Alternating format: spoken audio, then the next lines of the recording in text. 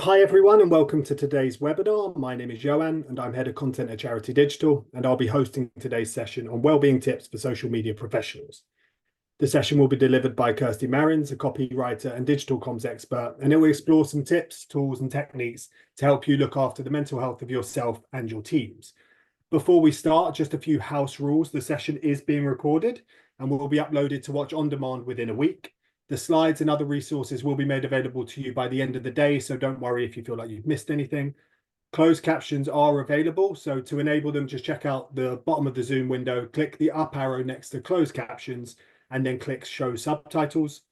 During the webinar, we encourage you to ask lots of questions in the Q&A section for Kirsty to address at the end of the presentation, and feel free to share any comments, experiences or tips you might have in the chat section. If there's any particular questions you like in the Q&A section or you want answered, you can upvote them and then we'll get to those first, so they'll become a priority, so please do so. And finally, if you encounter any sound or image issues, please let us know in the chat and we'll do our best to get the session back to normal and help however we can. So that's all. Without further ado, I'll pass you over to Kirsty. Kirsty. Oh, thanks so much, Sharon. Hi, everyone. So just to say, I'm not a wellbeing expert. I'm not a counselor. I'm not a wellbeing coach. But what I am is someone who has worked in social media and comms since 2009. So a bit of a digital dinosaur, and really understands the effect that working in social media can have on your mental health and well-being. We work in an always-on culture where it's just really difficult to switch off. And part of our job is to spot those reactive opportunities, which of course don't always present themselves in working hours. So even when we're checking in on our own personal social media accounts, we've always got our eye open for any trends or opportunities for our organization. Add to that we're also expected to be on top of all of the platform changes, the new platforms, trends, best practice, to really be the social media experts in our organizations. And it can be a lot of pressure.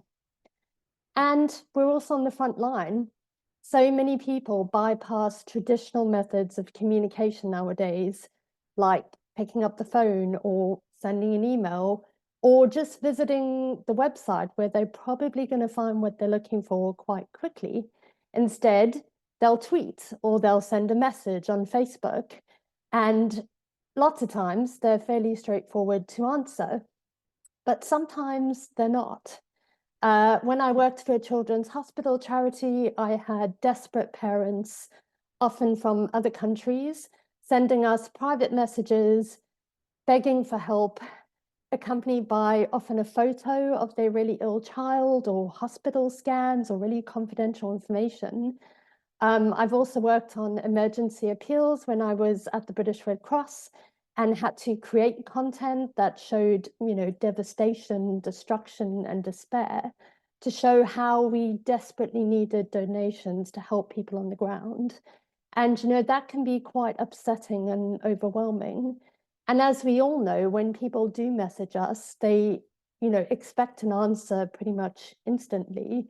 We need to sort of reply within an hour. So there's that pressure too. And then, of course, there are also, social media crises. It was actually back in 2019 when I saw a crisis unfold on what was then Twitter, involving a national children's charity and an influencer that went on for days and seemed relentless, that I realized there didn't really seem to be any support or guidance or resources for charity social media staff. So I decided to do something about it. As a trustee of Charity Comms, I approached them and asked if I could put together a guide. So the Charity Comms Wellbeing Guide for Comms Professionals was born. It's a living guide. It's packed full of case studies from charities, strategies for self-care, things like how to check in on, your colleagues, specific advice for wellbeing in a hybrid world, and much, much more. And it is actually still consistently, even 5 years later, one of their most read guides on the website, which I think also just goes to show how much of us are actually seeking out that wellbeing support. So I really hope you give it a read and you find something useful to implement for yourself and for your team. And of course, some of what is in the webinar today is from the guide. So I am not an expert. I'm hopefully here to inspire you today to implement some tips and techniques. But before we do that, what I'd love to do is just to do a couple of polls and get like a temperature check. So could I ask you to either point your phone at the QR code on the screen or go to a browser and put slido.com and then fill in the code. I've got a few poll questions that I'd like to ask. I want you to know that it's completely anonymous. I have no idea how you've answered. I don't know who's taken part. So please do be as honest as you can. So the first question is, how much does social media affect your well-being? Is it a lot? Is it somewhat? Is it not a lot or not at all?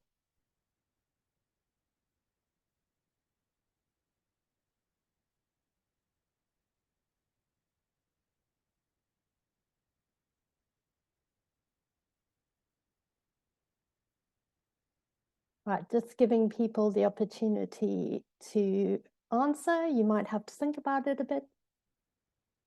So far, though, it looks like the majority says that social media somewhat affects their well-being.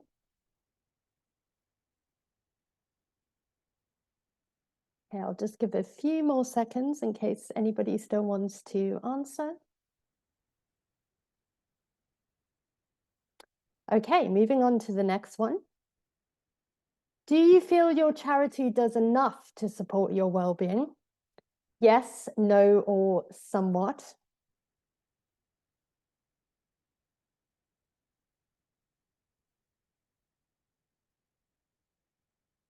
Oh, I love watching this in real time. It's so interesting. So far it looks like the majority of you are saying somewhat. And then the last question is, what wellbeing support would you like your charity to offer? So this one, you can just add in what you'd like. It will come up like a word cloud.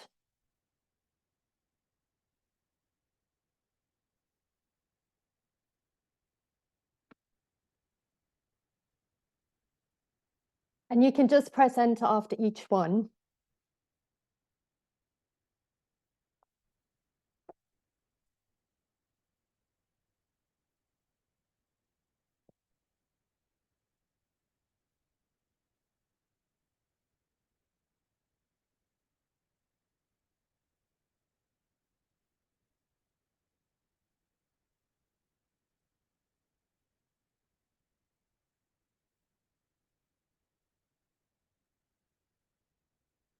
Right, ooh, let's have a look.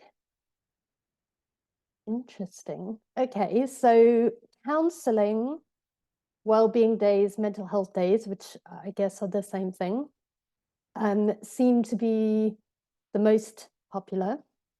Training, a debrief, mentorship, time out from social media, well-being self-care tips, quiet time, a well-being specialist, more empathy from your manager. Okay. I can see some people are still typing, so I'll just give you a little bit more time.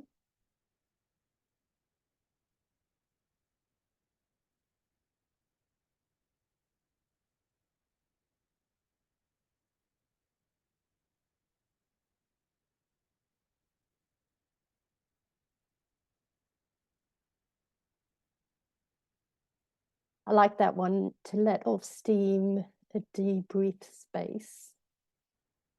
Positive team chats, that one's a good one as well. Okay, just going to give you like 20 more seconds. I can see a few people are still typing.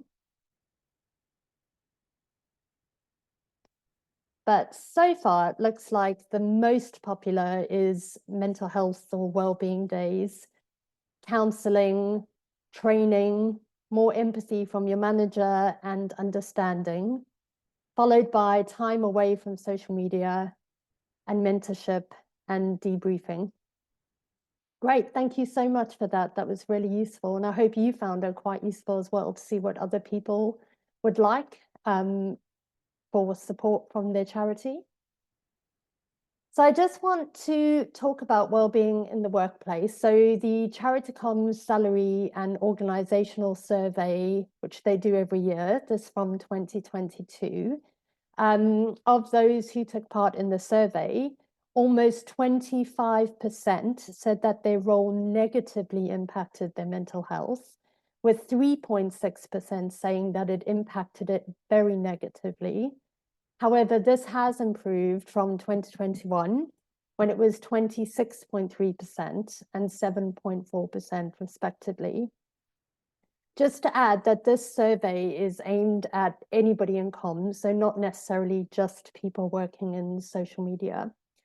But I thought that this quote was really interesting from a senior social media officer who works at a medium-sized London charity. They said, "I would look favorably on organizations that specifically named mental health and well-being support in job packs, particularly for organizations that receive a lot of negativity online."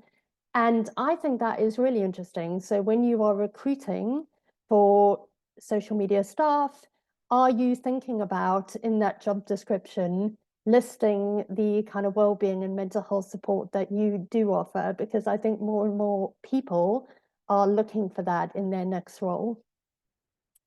So from this year's survey, only 49% of respondents felt that their workload is manageable, with 40% saying that they are often stressed at work.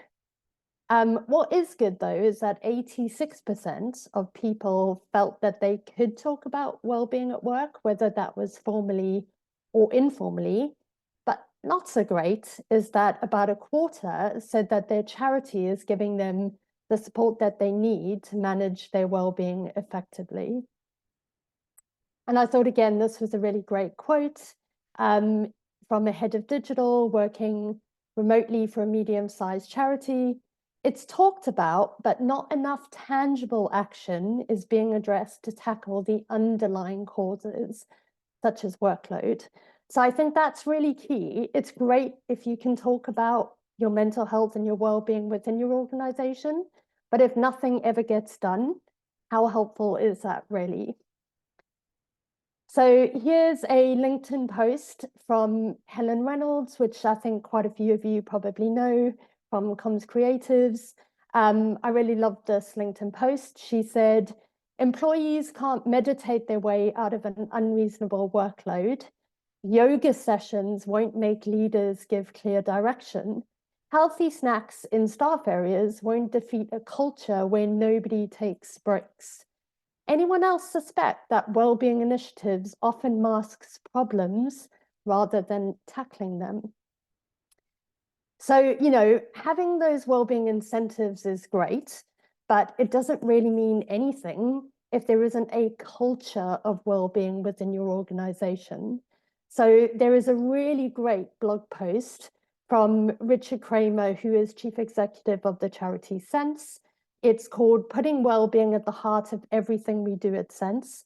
And I've just pulled out a few quotes from his blog post because I think it's really great. And, it may be something you want to share. If you have an intranet at your charity. So some of the quotes I pulled out is, "My vision for Sense is to be truly inclusive. I want to create a healthy workplace in which staff and volunteers have a real sense of belonging, where they feel safe to bring their whole selves to work, and where their views are listened to and acted upon. We can't expect our staff and volunteer teams to care about our organization unless we can demonstrate that we care about the well-being of every employee and volunteer. Showing support for well-being must be one of those values and behaviors that we're committed to. that commitment to our values and behaviors needs to come from the top. It is not just what leaders say, it is what we do that counts. I want to build a stronger and more sustainable charity. This means creating a strong culture that embeds the right values, behaviors, and approach across the whole organization and has a positive impact on the individuals we support. For me and for Sense, this means prioritizing well-being. So what is a well-being strategy? Essentially, there are 5 pillars to employee well-being.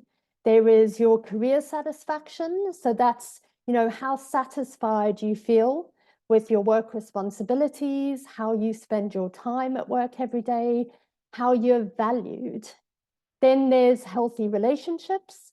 So, that's engaging in healthy, meaningful relationships with, your friends, your family, and also your colleagues. Then there's financial security. So, well-being often can have, when you're feeling stressed, there can be that financial aspect to it. There's that worry about money. So financial well-being is being able to manage personal finances successfully. It's also being, about being paid fairly. Is your charity doing enough to support you? Are you being paid a fair wage? The cost of living crisis, has your charity, maybe made out a cost of living crisis payment, for example? Physical well-being, this is about having, being in good health and having the energy to sort of do your day-to-day tasks. And then lastly, there's community connection. So that's about having connection with others, feeling a sense of belonging, and, maybe having like a network. So those are all the pillars of well-being. So I want to talk about what is, poor mental health. So 1 in 4 people in the UK has a mental health problem at any given time. And your symptoms can range from, quite mild to very severe. So poor mental health is when we are struggling with maybe low mood, stress, or anxiety. And as I said, mental health is a spectrum of moods and experiences, and all of us are going to go through periods of experiencing poor mental health. So what are the signs of poor mental health? So, some degree of work or life pressure is normal. For example, if you're buying a house, if you're getting married, if you've got a big project, if you're trying to meet a big deadline, those are all, normal sort of stress that we will deal with. But when there's a large amount of stress that's happening on a daily basis, that can be quite damaging. So the warning signs of if you are very stressed or anxious is maybe, not really being able to wind down or to ever feel relaxed, maybe having difficulty sleeping or having insomnia, working very long hours, dreading work, that feeling of, oh, I really just don't want to go to work today. Or, when you've had a weekend and it's Sunday night and you've got that like sick feeling about having to go to work the next day, that's a really big warning sign. Feeling anxious or on edge. And then there are also physical symptoms. So these could include, really bad headaches, stress headaches, stomach issues, having a tight chest or a tight jaw. So what are the warning signs in a workplace that they are not really particularly that invested, I guess, in your well-being? So some of the warning signs are, the expectation to work beyond your hours. We all know that occasionally, especially in social media, there will be that from time to time. Maybe, I don't know, you have a big event on, that happens to take place in the evening, or you've got a big event at a weekend, or it's, the London Marathon, something like that. Those are fine. Those are usually just one-off events. But if it's happening daily where you're expected to go beyond your working hours or to not take a lunch break, that is not good. Being set unreasonable deadlines. So, that could be your manager asking you at 4 p.m. to put together a report from a campaign and it needs to be done by 5 p.m. That is an unreasonable deadline. I've put senior staff who email at night or weekends only because it's usually sort of senior staff who set the culture at a charity, who set the tone. And I get that sometimes people, they work flexible hours. Not everybody works 9 to 5, but there is no need to send an email at 10 p.m. You can schedule an email to send the next day. So yes, whilst it might be convenient for you to send an email at 9 p.m., it doesn't mean that you actually have to hit send. You can schedule that email. Feeling like you can't be open about your mental health, that is obviously a warning sign. And then another obviously big one is that, is there any formal support in place for your well-being? So if you did bring up that, you were struggling, that you were maybe stressed, that you were feeling like you were going to burn out, and there's no formal support. So let's talk specifically about social media and well-being. As I've already mentioned, social media, it's that always on culture, especially if you're working across lots of different platforms. If you are the person who's maybe responsible for creating content as well as moderating and doing community management, it's a lot. There's also pressure to create amazing content, especially now when the algorithms keep changing, when it seems like organic content on, Facebook, for example, just doesn't seem to get any traction. There's always that pressure that we need to create content that's going to get really good engagement. Then, there's dealing with trolls and bots, and there seem to be a lot of them. And of course, people with, opposing views, which are fine, but there could be that sort of intense negativity. And we don't always have the authority to do what we think is best.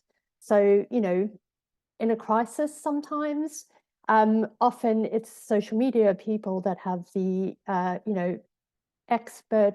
expertise and will say what we think should happen and how we should respond. But unfortunately, people in a higher up position don't always take that advice, but it's the social media team that has to deal with the repercussions. And then, of course, there's seeing distressing content, and that could be your own content from your charity. It could be a really sad case study, for example, or it could be, if you work for an international development charity or a refugee charity, some of the content you yourself will put out can be quite distressing and traumatic. But of course, it's also seeing other people's content. What's happening in the world right now, it's on our timelines constantly, and you can't always avoid seeing that kind of content. So what can your organization do to help support your mental health and well-being? Well, the first thing that they can do is have a well-being strategy. So the UK Benefits and Trends Survey 2021 found that only 44% of UK businesses had a well-being strategy. So there's still quite a long way to go. I'd love to know how many charities have a well-being strategy. I have done a very similar, actually in person, talk about well-being, and quite a few, about probably half of the room said that they did have one. So that was reassuring. So what is a well-being strategy? It needs to address those 5 pillars of well-being that I talked about previously. So emotional, mental, physical, career, and social. And it should really be, aligned closely with your organizational values. It also isn't a strategy that you just write and then stick in a drawer. It should be a living, breathing strategy. And the reason for that is because things can change. I mean, look at COVID-19. We all went from working in an office to suddenly having to work from home, to completely changing the way that we work, to maybe being isolated. Then, of course, we've got now the cost of living crisis. Maybe our salaries are not stretching as far. as they used to. Also, the people we support ourselves, as charities, are really struggling. There's also, staff turnover, people leave. So the strategy always needs to work for everybody. Your organization can also invest in training. So, we're often told when we're working in quite intense or emotional environments that we just need to build our resilience. And resilience is often seen as an individual thing. You either have resilience or you don't. And if you don't have it, then you need to work on that and you need to build your resilience. But actually, we need to flip that narrative because resilience is actually collective. So I love this quote from Bruce Daisley. So he actually used to work at Twitter back in the day. He's a workplace culture expert and author, and he did a podcast episode with Zoe Amar called Starts at the Top, where he talked about his new book and he covered resilience in that. And I love this quote from the podcast. Resilience isn't an individual thing in an individualistic world. It isn't something that some of us have and some of us don't. Resilience is a collective thing. Resilience is the strength that we draw from each other. So, by all means, have resilience training, but, make sure it's team training and not just individual training. And I also feel like you can't build resilience on the one hand while overloading expectations and providing inadequate support on the other.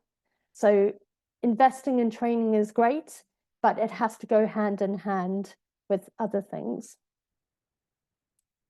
Have mental health first aiders. So, when you work in an office, when you actually go into the office, you most likely have colleagues trained in first aid. It's not a legal requirement, but, there's always people that have, first aid training. But why do we not do that with mental health first aiders? So the Mental Health First Aid England and St. John Ambulance both offer training and courses that you can do. And mental health first aiders are trained to spot the signs of people experiencing poor mental health, to be confident to start a conversation with that person, and then to signpost them to appropriate support. So I really recommend that, maybe you look into the training for yourself, or you inquire about training for your team or your organization, and to get some mental health first aiders if you don't already have any. Access to counseling. So I know this can seem like it's probably something that's really expensive and only the big charities will have this. But actually at Charity Comms, and we're not a big organization at all in terms of staff numbers, we have part of our wellbeing program is access to counseling. So anybody at Charity Comms can have that through, like a third party. And I think, vicarious trauma is a term used to describe the emotional impact hearing about patient trauma has on therapists. And that's why therapists actually have to go and see therapists themselves. But there's actually evidence to show that the same phenomenon can happen to people who are exposed to trauma via social media. So, I think that we are exposed to traumatic things on social media, whether we just happen to see them on our timeline, or whether it may even be content that we, are having to produce ourselves. So having access to counseling can be hugely beneficial. How can you support your own mental health and well-being and that of your colleagues? So probably the most basic one, but something I think a lot of people still don't really do, is to take regular breaks. So, I love this tweet from Work and Social, they said, that says, people in social media be like, I could never do a 9 to 5. I love the flexibility to work my 20 hours a day when I choose. It's quite funny, but it's obviously not. So, take regular breaks every, even every hour, just have 5 minutes, pick up a book, read a couple of pages. If you have a garden, go outside, sit in the sun for 5 minutes. Just make sure that you're not always at your screen, and absolutely take a lunch break. In fact, a top tip is to block out your lunch break on Outlook. Choose whenever it is, 12 to 1 or 12:30 to 1:30 or whatever it is for you, and make sure that you actually block it out, because I know what it's like when you're in house and you haven't blocked it out. And obviously people have different lunch breaks. Someone might have 12 to 1, you prefer 1 till 2. If you don't block it out and people see a gap in your calendar, they are going to put a meeting in it. So absolutely make sure you block out your lunch break. Go for a run, a walk, a cycle ride, do some yoga, get your body moving. Physical activity has been shown to have a positive impact on our mood.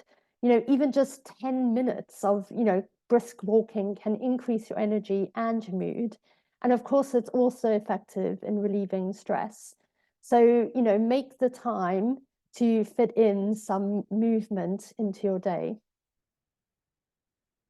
This is tricky, absolutely. I know I am also, as my husband would say, addicted to my phone. But if you can, try, and especially if you've had a really, really, heavy week, if you've been running a campaign or whatever it is, try to have a digital detox at the weekend, even if it's just logging out of your social media apps. So, you can still use your phone for taking photos and going on the internet, but just try and log out and not check any of your social media apps. A really important one is share the load. So here's another tweet from Work and Social. They said, social media managers say, I'm fine, pour another cup of coffee, and open the comment section again. On Facebook, there is a really great group called Charity Solidarity that was set up by Becky Steeden, who was the social media manager at RNLI. And it's a private group, mainly, probably actually everybody in there works in social media in some capacity for a charity. And it's a great place to go if you, I don't know, need to vent, or you're looking for some advice, or you're just looking for people who understand to give you a bit of a boost. I actually went on there the other week. Which charity? I think it was the RNLI again. I think they were trending on Twitter, something to do with barrage and the boats.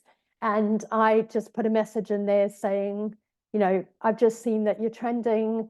Just want to say, we're here for you if you need us. Let us know if there's anything we can do. And obviously there are people from RNLI in that group who saw it and, just felt like we had their backs. So it's a really good group to join. Filter, filter, filter. So, where you can, if you have a social media platform like Sprout, for example, or even on Facebook itself, you can, filter out as many offensive terms as possible to try and reduce maybe the number of negative comments that you're getting. So, feel free to go in there and put in lots of different terms, swear words, anything like that. It just helps that you don't see them in the first place, because they should then just be automatically hidden. A wellness action plan. This is something that you can create for yourself. It's a personalized, practical tool that will help you to identify what keeps you well at work, what might cause you to become unwell, and how to address a mental health problem at work. So the Wellness Action Plan is available to download for free from Mind's website. It's inspired by Mary Ellen Copeland's Wellness Recovery Action Plan, which is an evidence-based system used worldwide to help people manage their mental health. And what it does is it can help you. You don't have to share it with anyone. You can just keep it for yourself. However, I would say it's good to share it with your manager, because it opens up a dialogue with them. It maybe helps them to understand your needs so that they can put together a support structure in place. So what does it cover? So some of the things it covers are like your working arrangements, the hours you need to work, if you need flexibility, even things like your physical workspace. So, you know, if you have to work from home a lot of the time and you have to work from your bedroom, also your communication preferences. Some people love to, you know, use Teams, for example, to just have a chat. Other people want to have a Teams call. And not everybody loves the team, you know, when someone messages you going, can you just hop on a call? Or they just call you. Some people really don't like that. It makes them feel anxious. They want to know what you want to talk about. So just even expressing things like, if you ask if we can hop on a quick call, can you just tell me what it's about first?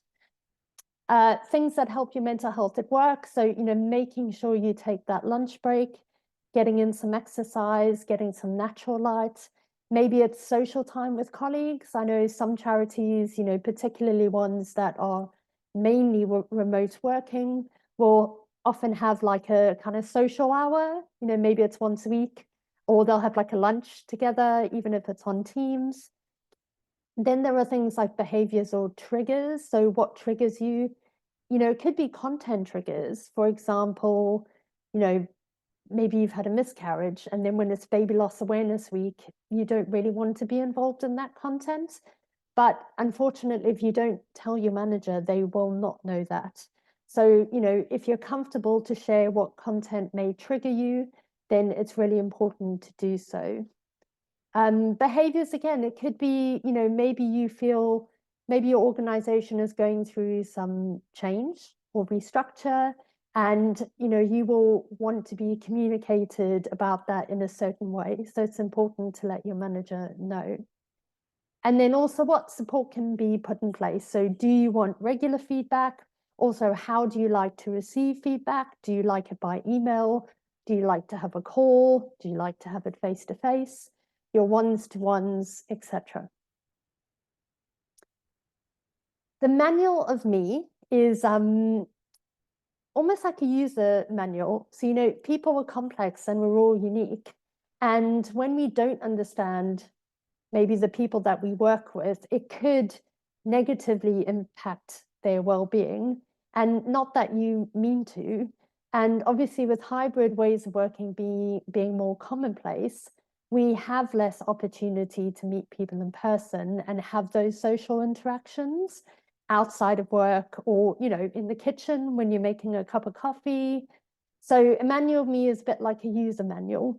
So common topics it covers are, you know, the conditions I like to work in, the times or hours I like to work, the best ways to communicate with me, the way I like to receive feedback, etc., etc. So, you know, a lot of it is similar to the Wellness Action Plan. However, the manual of me is meant to be shared with your team. So it's about working together better as a team based on our individual needs, and therefore then understanding how someone else in your team might be a bit different from you and what they need to, you know, thrive in their role. So it's designed to help teams understand each other and to get the best out of each other. Build well-being into your one-to-ones. So as managers, you know, it's a good time in the one-to-one if the person you're managing has a well-being action plan to revisit it and to talk through maybe any areas of concerns. So often one-to-ones, you know, we talk about work priorities or your objectives or campaigns that are coming up or any blockers or issues. But really it should be an opportunity to have a well-being check-in and a safe space to share any issues. So regular debriefs and retrospectives. I was interested that when we did the word cloud, debrief came in. And, you know, how often do you do a debrief or do a retrospective of a campaign and include well-being in that? And, you know, I've mentioned this before, and some people are like, oh, what do you mean? But it's true. You know, sometimes you run a campaign and you may not be expecting it, but all of a sudden there's a lot of negativity around it. And then that, you know, might not have been planned for, and it can impact your well-being. So I think having a debrief after campaigns and learning from that for future campaigns is really important. And obviously just giving the team time to, reflect, to debrief, to vent if they need to, just giving them that time to talk about it. So just to end, some helpful resources are the Charity Comms Wellbeing Guide for Comms Professionals, Mind's Wellbeing Action Plan, the Charity Solidarity Facebook group, the Manual of Me, which you can find on Charity Comms website. It was written by Becky Colley. The blog post, I should say, the Manual of Me is not by Becky Colley. She wrote a blog post about it, about how she uses it in her organization. Then there's the Non-Profit Nation podcast with Julia Campbell. The episode is called Real Talk about social media mental health. It's with myself and Julia. There's also a really good wellbeing check-in tool online by the Film and TV Charity. Obviously, it's aimed at people who work in film and TV, but anybody can do the check-in tool. It just asks you a bunch of questions, and then based on your answers, it signposts you to resources. And then Charity Comms podcast has a whole host of wellbeing episodes on lots of different wellbeing topics, and also with lots of people from different charities. So I really recommend having a listen to that. And that is all for me. I hope that was helpful and interesting and useful, and I'd love to hear any questions that you have. Thank you, Kirsty. That was brilliant. I really enjoyed loads of practical advice, and I certainly relate to a lot of it. I think I sometimes sleepwalk towards burnout, and then I kind of go, why didn't I do something at the time? But loads of questions as well. So just a reminder to everyone that they can continue to ask questions for the rest of the session, and please do upvote any of the questions that you particularly do want to listen to hear. So we'll start with Steph. I really love this question, but how can you best breach the subject of asking for help from your organization and colleagues without making it seem like you can't handle your job? So great question, I think. That is a great question. I guess it depends on why you need the help, though, if that makes sense, because obviously there may be things in your personal life that will impact your well-being, that will affect your work, but there may be things at work that are affecting your well-being, which absolutely should be brought up. And I don't think you should be afraid to bring that up. So if you're working in social media, if you feel like you're exposed to content that's traumatic, or maybe you're dealing with a lot of people that are abusive on your channels or negative, that is definitely a conversation you need to bring up. And you've got the evidence. You can take screenshots, you can, share it with your manager. And I definitely think that that is not a reflection on you, that you can't cope with the job. So yeah, I hope I answered them. Again, it depends what exactly you meant. I guess also if it's about workload, what I would suggest is, and this happened to me many, many years ago, and I did broach the subject, and I was asked to, and it was one of those, to literally list every single thing I had to do and how much time it took me to do it. And it was, I'm not going to lie, a pain. But actually, when I did do that, I then could share that this is far too much. I can't do all of this in the hours, and something has to be taken away. And then it was. So, sometimes it's difficult for your manager to know exactly what you're doing or how long it takes to do something. So if you can evidence it, then it gives them oversight.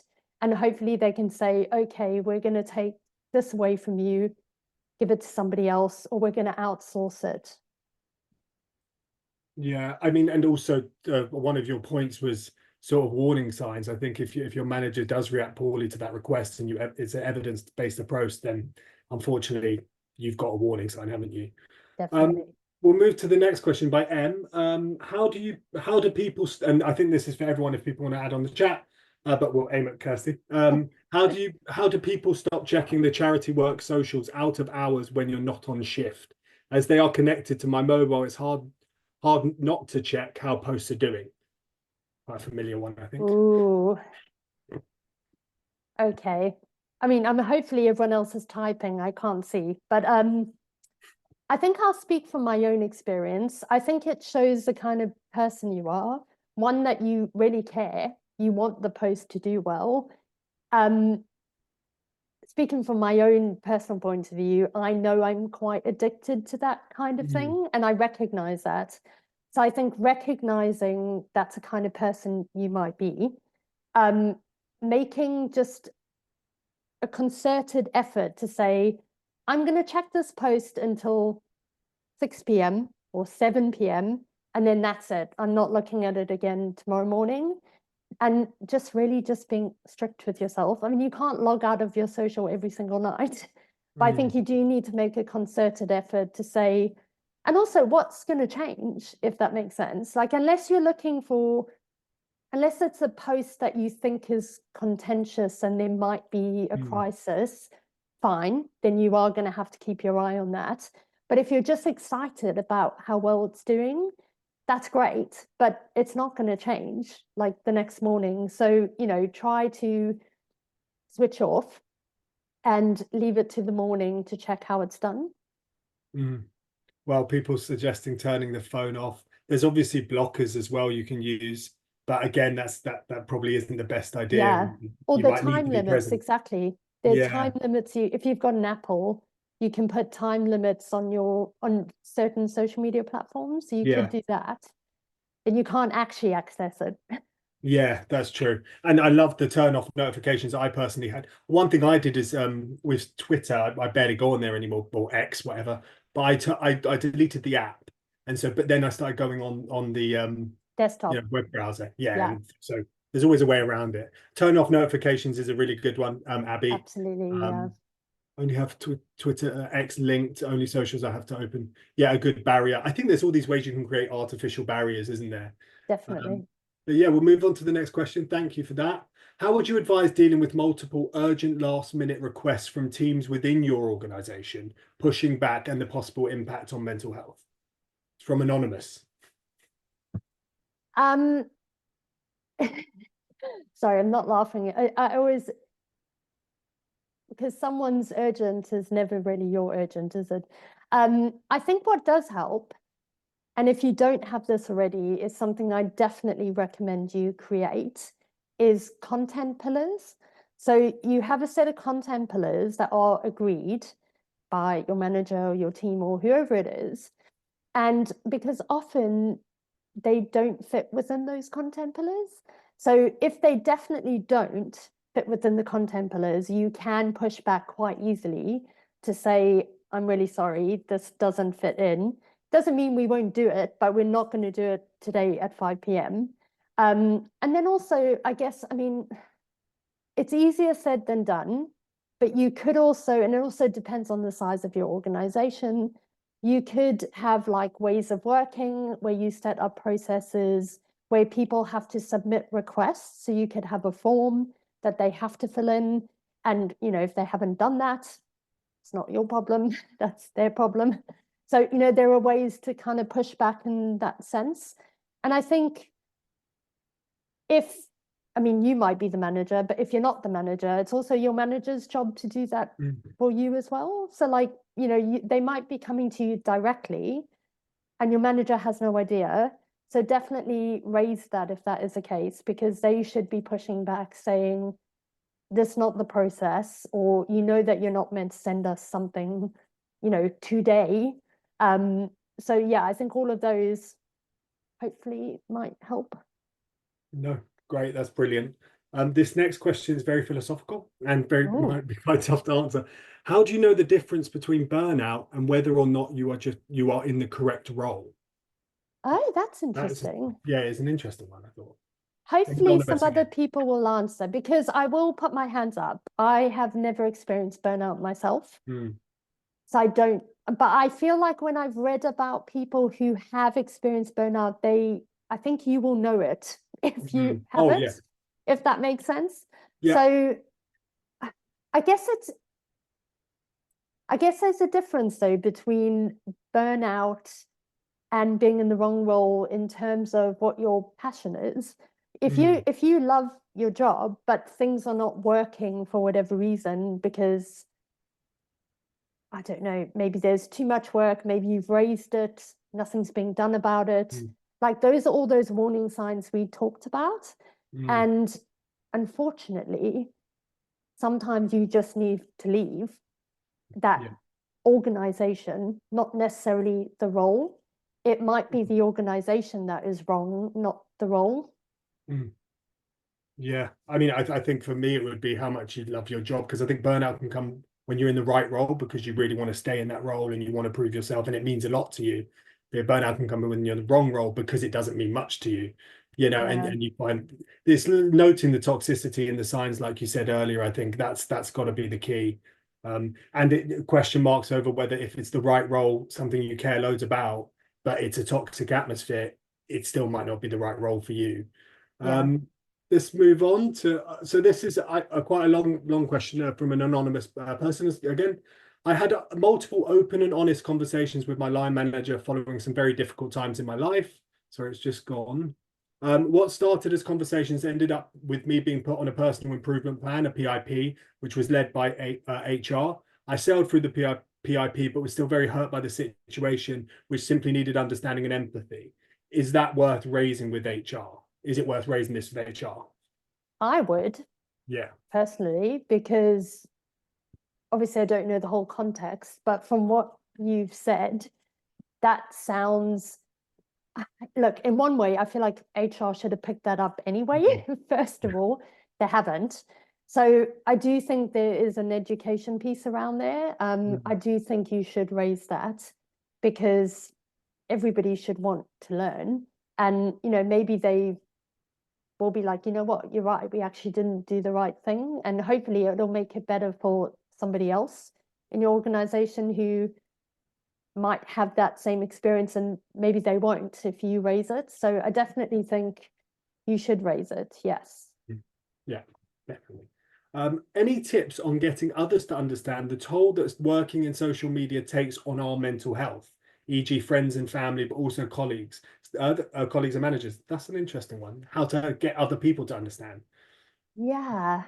I the friends and family one, I guess I feel like it is trickier because it also depends on their understanding of social media. Some people think, oh, you just sit on Facebook all day. What a great job. And you're like, no, it's not really just sitting on Facebook all day. Or, what do you actually do as a job? Is that all you do? I think though for your colleagues, I actually saw this the other day. I can't remember where I saw it. Oh, I think it was in the Charity Solidarity Facebook group. It might have been. Every so often they organize like a call for anybody to join and, they talk about things. And I think one of the questions was exactly that. How do we get like senior leaders to understand what it's actually like working in social media? And one of the suggestions, which I actually thought was really interesting, was to let them monitor your channels for like an hour or 3 hours, like half a day, like actually ask them to monitor it. I'm not saying they have to do anything, obviously, but just for them to have access to it and see what kinds of messages you're getting and the volume of them. I think that's quite an eye opener if they honestly don't have any idea. But also, if you have access to a social media management platform like Sprout, for example. So when I was doing an interim social media manager role at a charity, there were only 2 of us in the social media team for quite a big charity. And part of our role was we had to monitor all of the comments on Facebook ads from fundraising that we had not set up in the first place. And luckily with Sprout, you can run a report and it shows you how many comments you were getting. And I was able to go to my manager and say, we are getting like 8,000 comments in, I can't remember the time period. I was like, there were two of us. On a Monday morning, it takes one of us 3 hours to clear the comments from the weekend. And that's before we even get to do our actual job of like creating content, you know. So when you have some kind of proof as well, if you can get those kind of figures, it suddenly is quite real to them. You know, if you're like, oh, they're having to go through 8,000 comments, which most of them are rubbish because they're from ads, you know what I mean? Like, and you're not actually able to spend that time being strategic or anything like that. It does suddenly resonate with them. So I think those are a couple of tactics that you could use or try. Yeah, I think the evidence-based approach again is definitely the way to go. Can anyone or Kirsty recommend any mental health first aid training? I mean, I did mention the two organizations in the slides. I have not personally done their courses myself, but if anybody has, I'm sure there are mental health first aiders in the chat. So if you can recommend the course that you did, that'd be great. There were also some other courses. I haven't, it's in the Wellbeing Guide, the Charity Comms one. There is a section in there that's written by someone from Samaritans about their listening like wheel. And I know Samaritans does some training as well. So does Mind, not necessarily mental health first aider, but kind of mental health wellbeing training. So you can also have a look at those. Yeah, and we did some at Charity Digital, so I'll post those in the resources when we do send them round. Karen has sent around one that they can recommend, and they recommend Jeremy, and there's a LinkedIn chat for anyone there as well. Next and potentially final question, if we have time. Juggling multiple requests from multiple teams impacts a lot of our team's mental health. Often after dealing with everyone else's problems, it leaves us feeling frazzled and unable to focus on our work. Any advice? It's hard to answer because I don't really know what the problems are, if that makes sense. I think it's a lot of what you've already said, actually, isn't it? Basically, there's a lot.